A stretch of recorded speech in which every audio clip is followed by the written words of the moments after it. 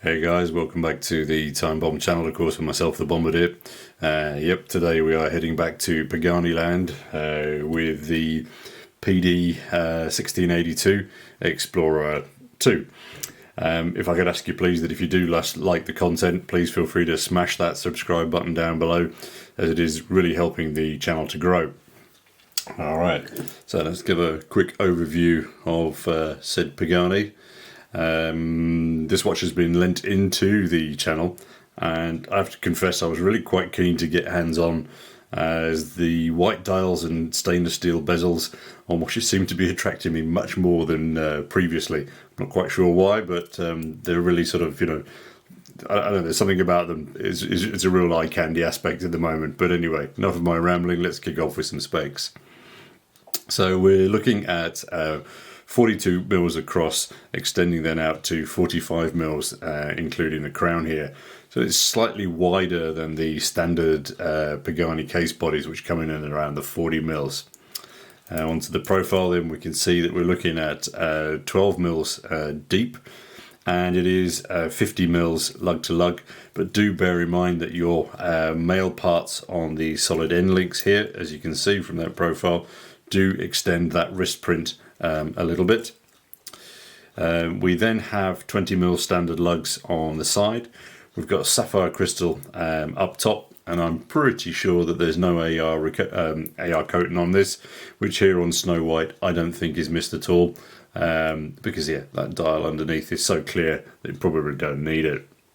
The weight on this sized down bracelet is 145 grams, so it certainly does have quite a reassuring heft to it.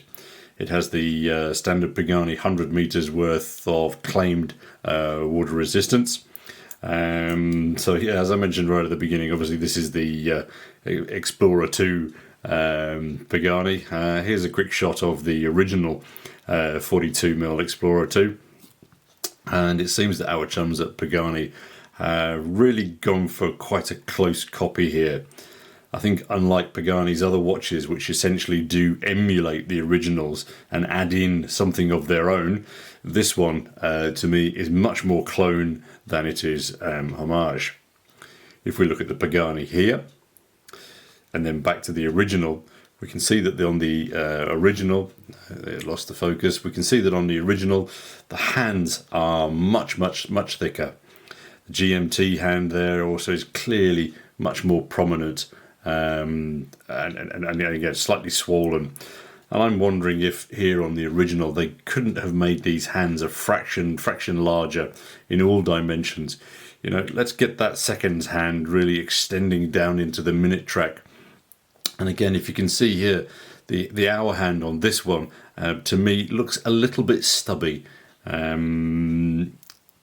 If we come back then to the original, again, you can another clear differentiation, I think, is the hour markers and the specific size of them here. Yeah, again, so key differences there. I think the date magnifier here on this particular watch, though, is an error again. I mean, if I were to just hold it up here and cover it, and you can just look at that watch, to me, it looks a million times better without it. Especially, as you can see from this close-up shot, the date window has a kind of a cutaway edge, and if you look up nice and close, you can see that it's actually a little bit grubby. So I don't think particularly that, as you can see from the watch here itself, that magnifier is actually enabling us to see the date any better. But anyway, I mean, again, the reason I'm banging on about this is to me the success of many a watch is purely down to the dial. And I think that they've got a lot right on this watch, except for that Mr. Cyclops. But again, that's just personal opinion. Another one of the things that they've got very right is this 24-hour bezel. The finishing is very well done.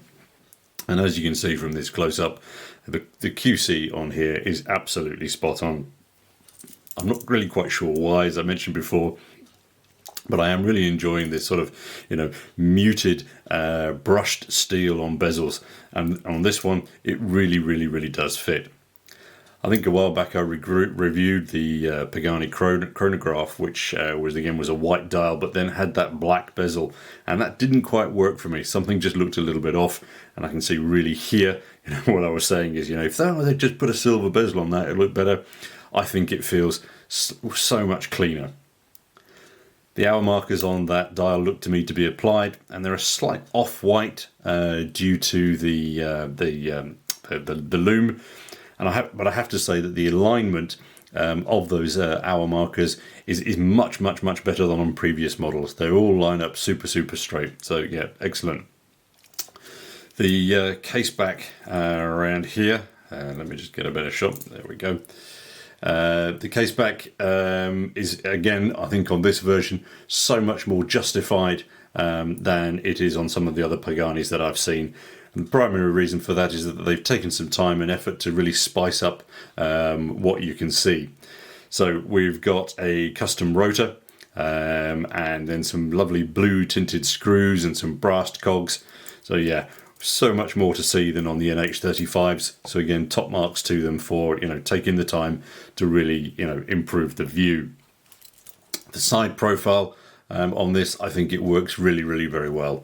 You've got the highly brushed flanks, that brushing on that stainless steel bezel, and then that crystal just pops up a little bit. And as you can see here, it's kind of difficult not to catch the light. It really does shine and pop nicely. So again, really nice that.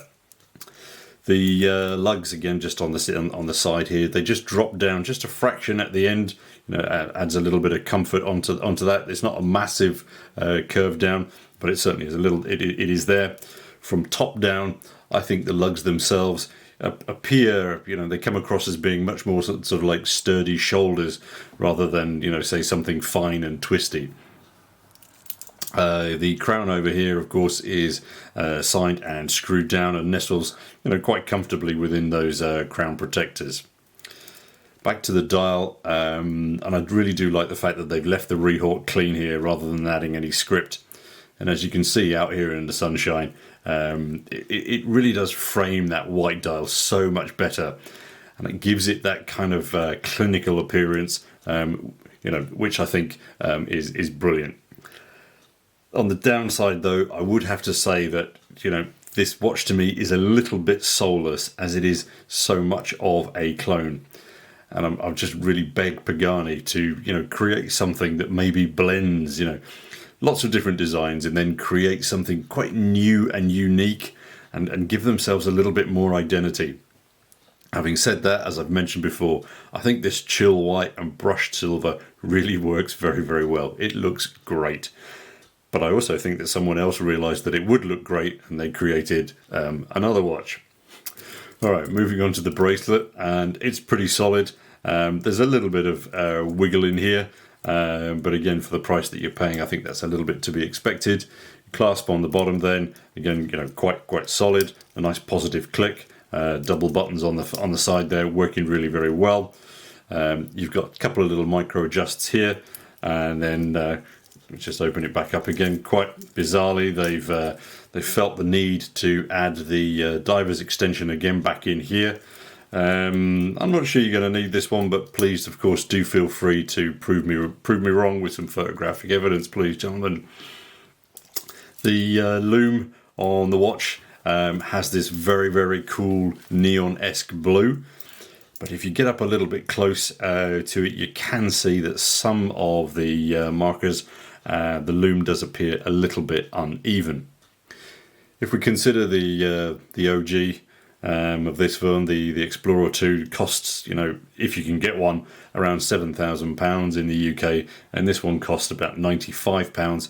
I think, measuring expectations is certainly required.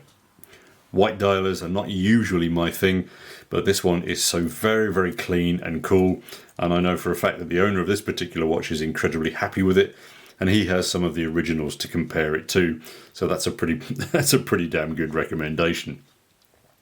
I'm aware that there's a little bit of a glut at the moment of Paganis around on the market, and I'd be interested to know if you guys, if you have one or three Paganis, and whether you would simply sort of add this to a collection or use it as a daily wearer. Why would you buy this watch, and what would you use it for? I think for me personally, this would work really well alongside several other watches, because I think what it does is it provides something quite unique and different to your standard black bezelers. All right, so in conclusion, for me, there's a lot to like about this 1682. And if we look at how many of them are selling on Ali just recently, it seems that many of you feel the same way. So I hope that if you do buy it, you'll be as happy as the current owner. Me personally, if you could just change a couple of aspects, as I mentioned previously during the review, it would then really fill a very, very nice space in my watch collection of that white and steel cooler. Alright guys, thanks as always for your time and for your view. And of course, until next time, this is your host, the Bombardier, signing off. Cheers.